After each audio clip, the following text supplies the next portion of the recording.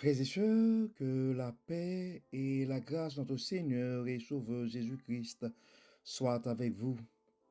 Ici AWH Redemption Ministries pour notre méditation du dimanche 10 décembre 2023. Toujours dans la mission de vous accompagner, dimanche après dimanche, semaine après semaine, mois après mois, sur le chemin du royaume de Dieu. Car l'essentiel, frères et sœurs, est dans le royaume de Dieu. La force est en Dieu. La puissance est en Dieu. La sagesse est en Dieu. L'abondance est en Dieu. C'est pourquoi, frères et sœurs, nous devons continuer à chercher, premièrement, le royaume et la justice de Dieu.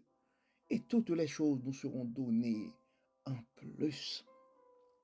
En ce dimanche 10 décembre 2023, frères et sœurs, et deuxième dimanche de l'Avent, nous allons continuer avec notre série et les mystères du mystère de la faveur et de Dieu. Nous avons vu la semaine dernière que, en fait, un mystère, c'est un secret qui ne peut être révélé que par une faveur et divine. En fait, dans la liturgie de l'Église, et quand on parle de l'Avent, c'est vraiment la période qui prépare l'arrivée du Messie, disons la naissance de Jésus-Christ. Ce sont vraiment les dimanches qui précèdent la Noël, comme on dit.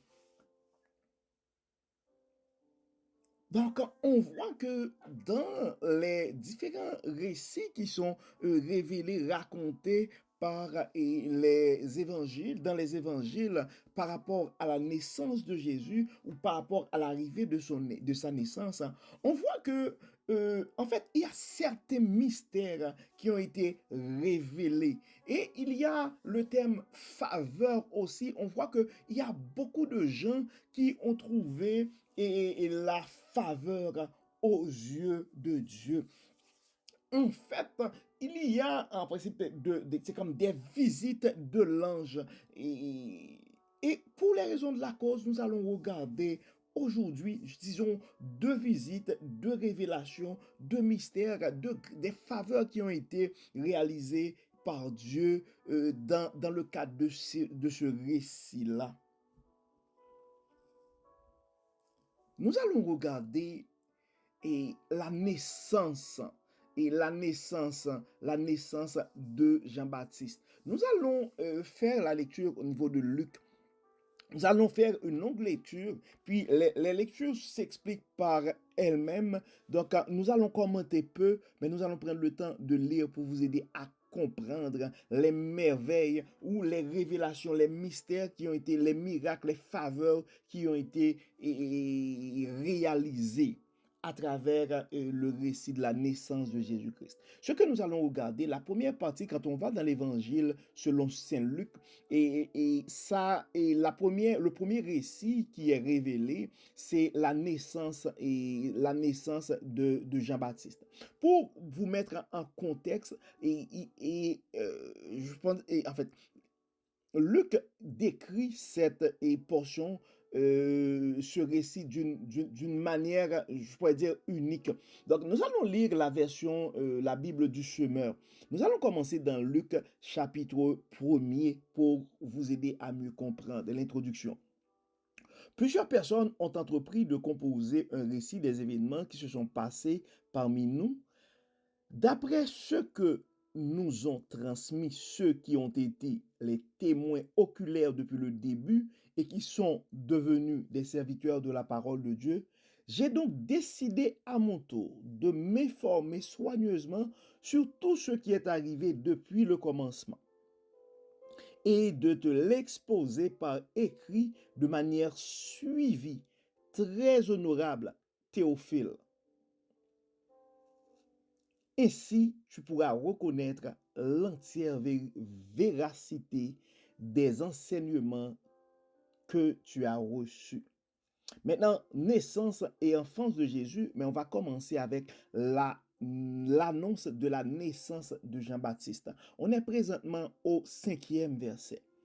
Il y avait à l'époque où Hérode était roi de Judée, un prêtre nommé Zacharie, qui appartenait à la classe sacerdotale d'Abia. Sa femme était une descendante d'Aaron. Elle s'appelait Élisabeth.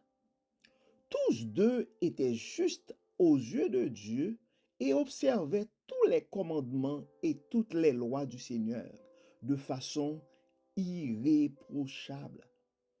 Ils n'avaient pas d'enfants car Élisabeth était stérile et tous deux étaient déjà âgés, très âgés. Un jour, Zacharie assurait son service devant Dieu. C'était le tour de sa classe sacerdotale. Suivant la coutume des prêtres, il avait été désigné par le sort pour entrer dans le sanctuaire du Seigneur et y offrir l'encens. À l'heure de l'offrande des parfums, toute la multitude du peuple se tenait en prière à l'extérieur.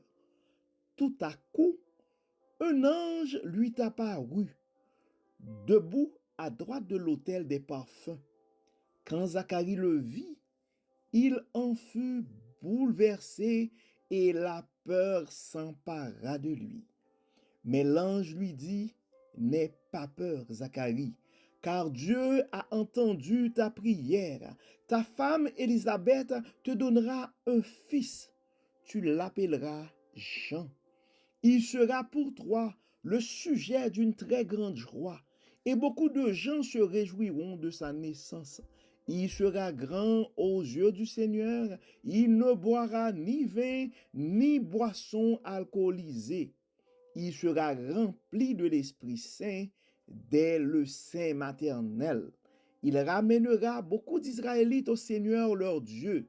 Il accomplira sa mission sous le regard de Dieu, avec l'esprit et la puissance qui résidaient en Élie, pour réconcilier les pères avec leurs enfants, pour amener ceux qui sont désobéissants à penser comme des hommes justes et former ainsi un peuple prêt pour le Seigneur. Zacharie demanda à l'ange, « À quoi reconnaîtrai-je? Le reconnaîtrai-je? Car je suis moi-même déjà vieux et ma femme est très âgée. » L'ange lui répondit, « Je suis Gabriel. Je me tiens devant Dieu qui m'a envoyé pour te parler et t'annoncer cette nouvelle. Alors tu vas devenir muet et tu resteras incapable de parler jusqu'au jour où ce que je viens de t'annoncer se réalisera. Il en sera ainsi parce que tu n'as pas cru à mes paroles qui s'accompliront au temps prévu. » Pendant ce temps, la foule attendait Zacharie. Elle s'étonnait de le voir s'attarder dans le sanctuaire. Lorsqu'il sortit enfin, il était incapable de parler aux personnes rassemblées. Elles comprirent alors qu'il avait eu une vision dans le sanctuaire. Quant à lui, il leur faisait des signes et restait muet. Lorsqu'il eut terminé son temps de service, il retourna chez lui. Quelque temps après, sa femme Élisabeth devint enceinte et pendant 5 mois, elle se tint cachée. Elle se disait, « C'est l'œuvre du Seigneur en ma faveur. Il a décidé d'effacer ce qui faisait ma honte aux yeux de tous. » Verset 25. On va reprendre le verset 24, les versets 24 et 25.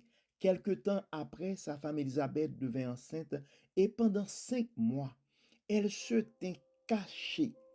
Elle se disait, « C'est l'œuvre du Seigneur en ma faveur.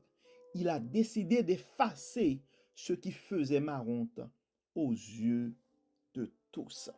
Mon frère, ma soeur, et depuis la semaine dernière, en fait, disons avant, pendant la fin du mois de novembre, donc, l'invitation nous a été faite de vraiment rentrer dans une dimension surnaturelle, de vraiment et prendre une autre dimension dans la vie. Dieu, mon frère, Dieu, ma soeur, est prêt à te révéler un mystère aussi. Dieu, dans sa faveur, est prêt à te révéler une faveur, à te faire une faveur, ma soeur. Maintenant, le but de cette méditation ce matin, c'est de te sensibiliser sur le comportement à avoir. Donc, le comportement à avoir face à la faveur de Dieu. Le comportement à avoir quand Dieu nous révèle un mystère. Disons, la sagesse de cette méditation est la suivante.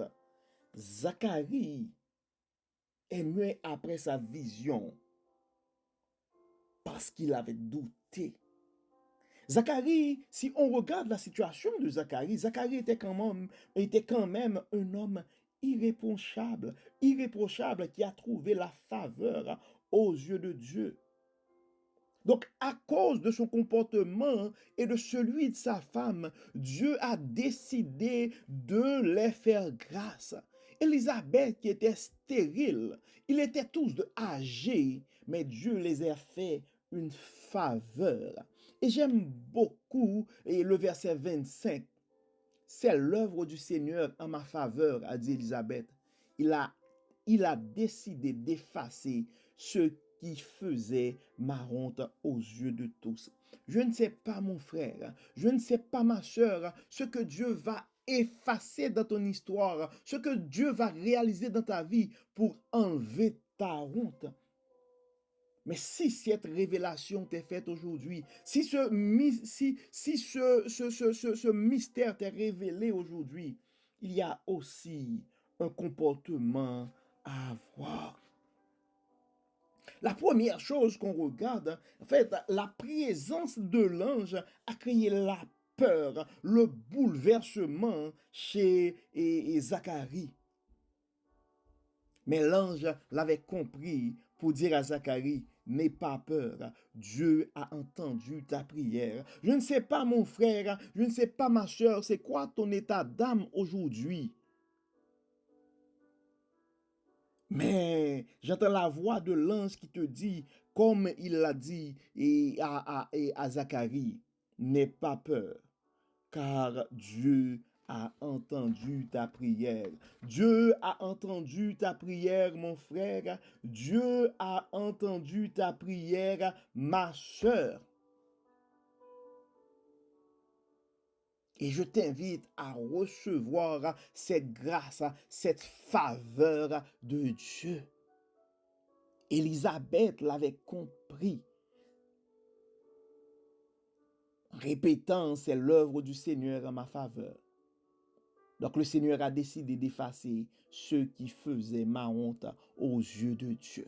Donc le comportement à avoir ce matin, mon frère, le comportement à avoir ce matin, ma soeur, premièrement, c'est de garder ton calme car Dieu est avec toi. C'est d'avoir la ferme conviction que ta prière a été entendue par Dieu. Et le troisième comportement à avoir, c'est d'accepter la faveur de Dieu dans la vie. C'est de recevoir cette grâce, cette faveur de Dieu ce matin. Et nous allons voir, et non seulement Élisabeth avait dit dans le verset 25, c'est l'œuvre du Seigneur en ma faveur, il a décidé d'effacer ce qui faisait ma honte aux yeux de Dieu. Donc on a vu aussi dans les versets, les comportements à ne pas avoir, parce que en Matthieu, en Luc 18, si on regarde les versets 18 et 20, Zacharie demanda à l'ange, à quoi le reconnaîtrai-je? Car je suis moi-même déjà vieux et ma femme est très âgée. L'ange lui répondit, je suis Gabriel, je me tiens devant Dieu qui m'a envoyé pour te parler et t'annoncer cette nouvelle. Alors voici, tu vas devenir muet et tu restas incapable de parler jusqu'au jour où ce que je viens de t'annoncer se réalisera. Et il en sera ainsi parce que tu n'as pas cru à mes paroles qui s'accompliront au temps prévu. La première chose que tu dois réaliser et avoir la conviction aujourd'hui, mon frère, aujourd'hui, ma soeur, au temps prévu. Donc, les prophéties qui ont été déclarées sur ta vie vont s'accomplir. C'est la première chose à comprendre et à réaliser. La deuxième chose, nous devons comprendre que c'est une faveur de Dieu et nous devons l'accepter. Puis nous allons continuer la lecture pour voir dans les versets et dans les versets 26, de verset 26 à 38. Maintenant, c'est la deuxième visite. Disons, c'est ce qu'on appelle l'annonce de la naissance de Jésus-Christ. Nous allons lire à partir du verset 26. 6 mois plus tard, Dieu envoya l'ange Gabriel dans une ville de Galilée appelée Nazareth, chez une jeune fille liée par fiançailles à un homme nommé Joseph, un descendant de David. Cette jeune fille s'appelait Marie. L'ange entra chez elle et lui dit, réjouis-toi, toi à qui Dieu a accordé sa faveur. Le Seigneur est avec toi. Marie fut profondément tremblée par ces paroles. Elle se demandait ce que signifiait cette salutation. L'ange lui dit alors, n'aie pas peur, Marie, car Dieu t'a accordé sa faveur. Voici bientôt, tu seras enceinte et tu mettras au monde un fils. Tu le nommeras Jésus. Il sera grand. Il sera appelé fils du Très-Haut. Et le Seigneur Dieu lui donnera le trône de David, son ancêtre. Il régnera éternellement sur le peuple issu de Jacob, et son règne n'aura pas de fin. Marie dit à l'ange, comment cela se fera-t-il puisque je suis vierge? L'ange lui répondit, l'Esprit Saint descendra sur toi, et la puissance du Dieu Très-Haut te couvrira de son ombre. C'est pourquoi le Saint-Enfant qui naîtra de toi sera appelé Fils de Dieu. Vois, ta parente Élisabeth attend elle aussi un fils, malgré son grand âge. On disait qu'elle ne pouvait pas avoir d'enfant, et elle en est à son 6e mois, car rien n'est impossible à Dieu. Alors Marie répondit, je suis la servante du Seigneur, que tout ce que tu m'as dit s'accomplisse pour moi. Et l'ange la quitta.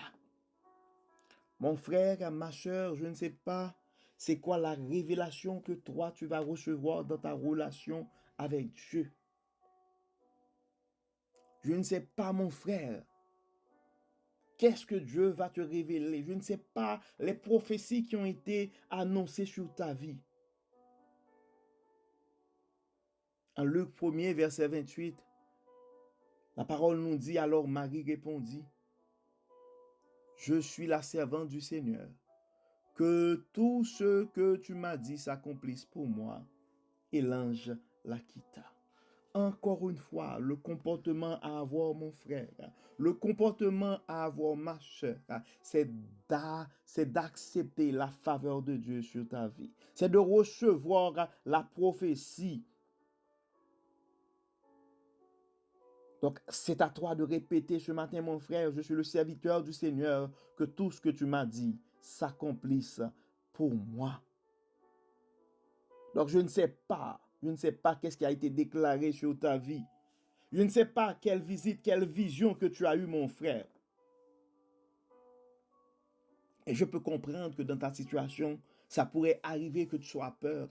Parce qu'on voit dans les deux exemples, que dans le cas de Zacharie, que dans le cas de Marie, ben, l'ange a dû les assurer pour dire n'aie pas peur. Si tu te sens que suite à la révélation qui t'a été faite, mon frère, et suite à la révélation, ma soeur, ben, tu te sens bouleversé. Ben, j'entends la voix de Dieu qui te dit, j'entends l'ange de Dieu qui te dit ce matin, n'aie pas peur, hein, ta prière a été exaucée. N'aie pas peur, hein, eh ben, ton dossier a été accepté. N'aie pas peur, ta maladie a été guérie. N'aie pas peur, hein, oublie ton diagnostic. N'aie pas peur, hein, tes péchés sont pardonnés. Libère-toi de ta culpabilité. Poursuis ton parcours sur le chemin et du royaume. Puis je dois m'arrêter ici pour m'exprimer et très clairement. Je sens que cette parole est adressée à quelqu'un. Donc ça fait longtemps, tu vis avec un sentiment de culpabilité. Le Dieu de la rédemption, le miséricordieux te dit ce matin, tu es pardonné. Poursuis ton parcours sur le chemin du royaume. Continue à travailler pour moi comme je te l'avais demandé. Fin de citation. Ces paroles, ce sont des paroles qui m'ont été inspirées pour adresser à quelqu'un. Ces paroles ne sont pas de moi, mais elles sont de Dieu à toi, mon frère, ou elles sont de Dieu à toi, ma soeur. Maintenant, mon conseil pour toi, mon frère ou ma soeur, sois obéissant ou sois obéissante, accepte la faveur de Dieu. Je vais répéter cette parole parce que c'est pour quelqu'un et je vais prendre le temps de le répéter lentement.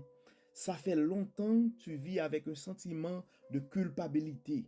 Le Dieu de la rédemption, le miséricordieux te dit ce matin, tu es pardonné. Tu dois poursuivre ton parcours sur le chemin. Continue à travailler pour moi comme je te l'avais demandé. Ça, c'est une parole de Dieu à toi, mon frère, ou c'est une parole de Dieu à toi, ma soeur. Et mon conseil pour toi, suite à cette parole, c'est d'être obéissant, c'est d'accepter la faveur de Dieu.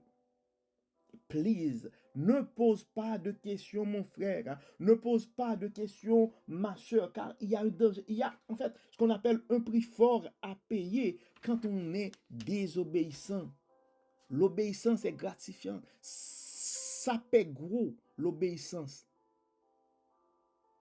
Donc j'entends la douce. En fait, c'est la parole à répéter ce matin. Dans ton cœur, c'est ces paroles que j'entends ta douce voix, Jésus, je viens à toi. Je viens au Seigneur, lave-moi dans le sang de ta croix. C'est la réponse que j'ai et que tu as et que tu devrais avoir ce matin face à cette parole de Dieu. Sois obéissant, mon frère, hein, et tu peux même redonner cette chanson-là. J'entends ta douce voix. Jésus, je viens à toi. Je viens au Seigneur, lave-moi dans le sang de ta croix. Parce que tes péchés te sont pardonnés. C'est fini pour toi le temps de vivre avec cette culpabilité, mais c'est le temps pour toi de continuer à travailler pour Dieu, à poursuivre ton parcours sur le chemin et du royaume. Et l'autre suggestion que j'ai pour toi aujourd'hui, mon frère ou ma soeur, je t'invite aussi à prononcer les paroles de Marie. Je suis ta servante ou je suis ton serviteur. Que tout ce que tu m'as dit s'accomplisse pour moi. Dieu, à sa manière, c'est ce qu'on appelle un mystère. Et frères et sœurs, peut décider de nous parler, de nous révéler des choses, de manifester sa faveur en notre faveur, en sa manière. Et le comportement à avoir, frères et sœurs, ce n'est pas de poser des questions, mais c'est d'accepter la faveur de Dieu et de rendre grâce pour ces faveurs-là. Quand Dieu nous révèle des mystères et quand Dieu nous révèle des choses, quand il y a des prophéties qui sont prononcées sur notre vie, ce n'est pas le temps de poser plein de questions, mais c'est le temps d'accepter la faveur de Dieu et de rendre grâce à Dieu pour ses multiples bienfaits. Nous allons vers Dieu ce matin, encore une fois, frères et sœurs, nous allons prier. Nous allons demander à Dieu, premièrement, de nous révéler clairement les mystères, les prophéties ou les promesses qui sont sur nos vies. Et nous allons nous remercier aussi pour ses faveurs. Dieu de toute puissance, Dieu de toute grâce, nous te disons merci Seigneur pour les révélations merci Seigneur pour les prophéties, merci Seigneur pour les faveurs, merci Seigneur pour les grâces. Merci Seigneur de nous avoir révélé des choses que Seigneur nous pouvons voir que juste et uniquement Seigneur, grâce à ta faveur.